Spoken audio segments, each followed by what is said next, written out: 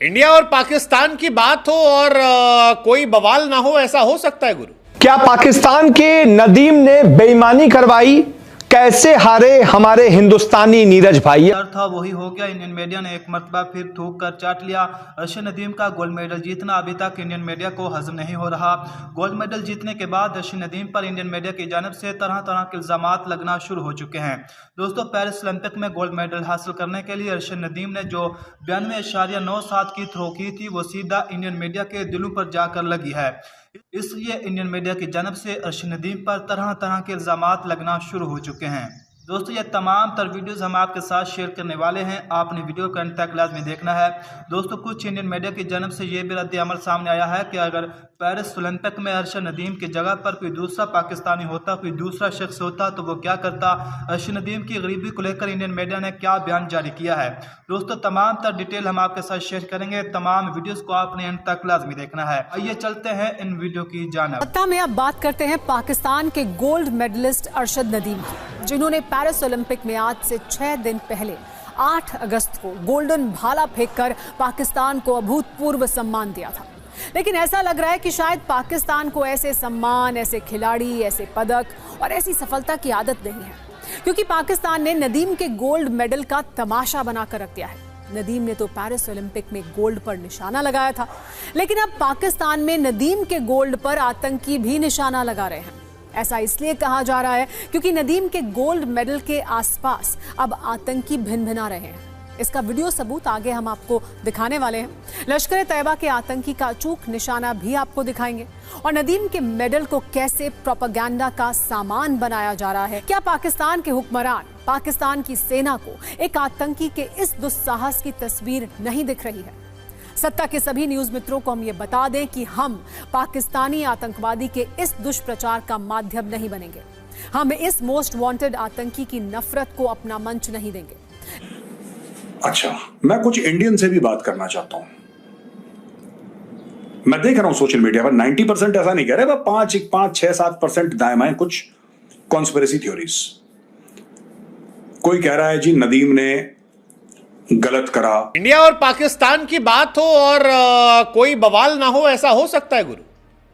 मतलब एक तरफ जब दोनों माएं ये कह रही हैं कि गोल्ड कोई भी जीते, वो लड़का भी तो हमारा है, उस वक्त कुछ लोगों को लगा कि यार ये कैसे हो गया। मतलब ठीक है, अब इंडिया पाकिस्तान में हर कोई तो एक दूसरे गले लगाएगा नहीं, और इसी वजह से एक आवाज आई कि अर्शद नदीम ने क्या कुछ अलग से कंज्यूम किया था कि उनका डोप टेस्ट कर लिया जाए। क्या अर्शद नदीम ने कुछ अलग से लिया था जिसकी वजह से 92-91 मीटर भाला गिर रहा था? और यह सवाल उठा, क्या क्या अर्शद नदीम का डोप टेस्ट होगा? मतलब पहली नजर में यह सवाल थोड़ा सा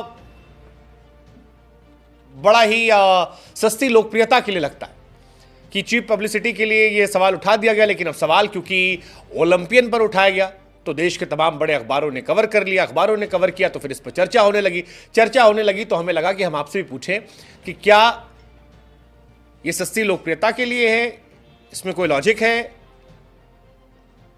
मतलब क्या कहा जाए। इंडिया में यूट्यूबर है मनीष कश्यप, जिन्होंने ओलंपिक संघ से पाकिस्तान के जेवलिन थ्रो खिलाड़ी अर्शद नदीम का डोप टेस्ट करवाने की मांग की। बीजेपी नेता है, इस मांग के पीछे उन्होंने वजह बताई।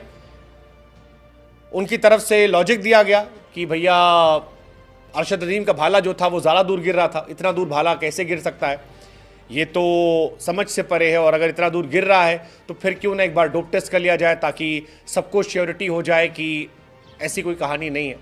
अब हालांकि ये सब इंडिया पाकिस्तान में चलता रहता है, जब कोई एक्स्ट्राऑर्डिनरी परफॉर्म करता है। आप याद कीजिए, पाकिस्तान वर्ल्ड कप में भी ये हुआ था। वर्ल्ड कप में पाकिस्तान ने कह दिया था कि इंडिया वाले चिप लगवा रहे हैं, गेंद साथ छिड़खानी कर रहे हैं। ये सारी चीज़ें क्रिकेट में भी हुई है, तो इसमें भी होनी थी इस बार इंडिया की तरफ से, क्योंकि पाकिस्तान जीता था। पाकिस्तान के जेवलिन थ्रो खिलाड़ी अर्शद नदीम का डोप टेस्ट करने की मांग की, क्योंकि कहा कि जब वो मैदान में घुसे तो कुछ खाया था, अब जो पदार्थ उसकी जांच हो, पता लगे। हालांकि अर्शद नदीम इससे पहले भी 90 मीटर फेंक चुके हैं, और जो भी जेवलिन थ्रो देखते हैं, जानते हैं, वो ये भी जानते हैं कि नीरज चोपड़ा जो कि टोक्यो ओलंपिक में गोल्ड मेडलिस्ट थे, वो 90 पार नहीं कर पाए।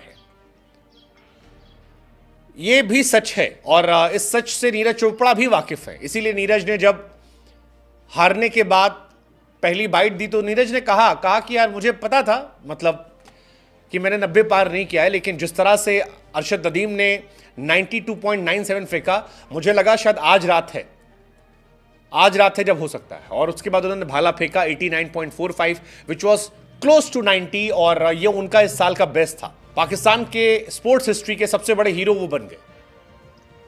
इंडिया से भी काफी तारीफ हुई। नीरज चोपड़ा की मम्मी ने काफी तारीफ की, कहा कि वो भी हमारा लड़का है, मियां चानू से निकलकर जिस तरह से उसने ओलंपिक जीता, ये कमाल है। लेकिन इस कमाल के बीच में फिर सवाल उठ गया। हालांकि ये सवाल थोड़ा सा बेईमानी इसलिए लगता है क्योंकि अरशद नदीम वो खिलाड़ी जिसके पास यार पैसा तक नहीं था कि वो जेवलिन खरीद सके। बातें कर रहे हैं, लेकिन ये बात तय नहीं है कि ये उसके गोल्ड मेडल जीतने के बाद की फोटो है या पहले की फोटो है। ये चर्चा अभी भी चल रही है, लोग वेरीफाई करने की कोशिश। क्या पाकिस्तान के नदीम ने बेईमानी करवाई? कैसे हारे हमारे हिंदुस्तानी नीरज भाई? यह सवाल इसलिए क्योंकि जिस तरीके से नदीम ने ओलंपिक्स में इतिहास रच दिया है और एक नहीं बल्कि दो 90 मीटर के ऊपर के थ्रो मारे हैं और गोल्ड मेडल जीत लिया है, उसने पूरे विश्व को हैरान कर दिया है। और नीरज चोपड़ा के जितने फैंस हैं वो इन पर शक कर रहे हैं कि इन्होंने डोपिंग की है, इन्होंने बेईमानी की है और बेईमानी से नीरज चोपड़ा को हराया है। इनके फिर से डोप टेस्ट की मांग की जा रही है। उसके लिए मैं आपको बता दूं कि इनका डोप टेस्ट मैच से पहले हुआ था, यानी कि ये जो इवेंट था ना जेवलिन वाला, इसके फाइनल से पहले डोप टेस्ट सबका होता है और उसमें क्लियर पाए गए थे।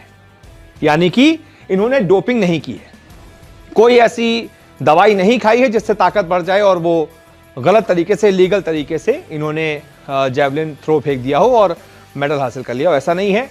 प्योर शारीरिक बनावट और साथ ही साथ मेहनत और साथ ही साथ टेक्निक, पावर, स्ट्रेंथ और साथ ही साथ जो एंगल से इन्होंने थ्रो मारा है ना, वो किस एंगल से मारा है, क्या किया है, टेक्निकलिटीज में बताऊंगा। पहले हुआ था टोक्यो ओलंपिक 84.62। अब उसके बाद 3 साल के अंदर नदीम 84.62 से टोक्यो के बाद लगभग 3 साल के बाद अभी पेरिस में 92.97 मीटर तक पहुंच गए। आप डिफरेंस देख रहे हैं, 3 साल में इन्होंने कितनी ज्यादा दूरी हासिल कर ली है। तब इनका मैक्सिमम था 84 और अब इनका मैक्सिमम चला गया लगभग 93, लगभग 8 मीटर। ये देख रहे हैं 84 और 8 92 और यहां मीटर का भी डिफरेंस, यानी कि 8 मीटर और कुछ 8.35 मीटर इन्होंने अपने आप को और बढ़ाया है। इस हिसाब से तो ये अगर इस बार 93 तक पहुंचे हैं, अगले ओलंपिक तक अगर और ऐसी मेहनत करेंगे तो 100 मीटर पार कर देंगे, वो तो एक और वर्ल्ड रिकॉर्ड हो जाएगा। अरशद नदीम के पिता एक मजदूर हैं और अरशद नदीम पर भी शुरुआत से यही दबाव था कि वो अपने परिवार की आर्थिक स्थिति को सुधारने के लिए कोई छोटी मोटी नौकरी कर लें। अरशद नदीम ज्यादा पढ़े लिखे भी नहीं है और उनके गांव में इतनी गरीबी थी कि उनके पास आखिरी रास्ता यही था कि वो खेलों में कुछ करें और खेलों के कोटे से उन्हें कोई छोटी मोटी सरकारी नौकरी मिल जाए। खेलों में वो आए भी इसीलिए थे कि ये सोचकर कि कोई छोटी मोटी सरकारी नौकरी मिल जाएगी। और इस तरह अरशद नदीम ने पहले क्रिकेट खेलना शुरू किया और बाद में वो डिस्कस थ्रो में चले गए और डिस्कस थ्रो से होते हुए वो जेवलिन थ्रो के खेल में आ गए। वर्ष 2015 में जब अरशद नदीम ने यह सपना देखा कि वो जेवलिन थ्रो में पाकिस्तान को ओलंपिक मेडल एक दिन दिलाना चाहते हैं, तब उनके पास जेवलिन स्टिक खरीदने के भी पैसे नहीं थे। और यहां अरशद नदीम की जगह कोई और खिलाड़ी होता तो वो अपनी गरीबी को एक बड़ा कारण मानकर शायद कोशिश करना ही छोड़ देता और गरीबी के सामने हार जाता, गरीबी को अपना एक बहाना मान लेता, लोगों से कहता मैं कर ही क्या सकता था। लेकिन अरशद नदीम ने अपनी गरीबी को बहाना नहीं बनाया और उन्होंने बांस की लकड़ी को अपनी जेवलिन स्टिक बना लिया और इस बांस की लकड़ी से कई महीनों तक वो जेवलिन थ्रो फेंकने की प्रैक्टिस करते रहे।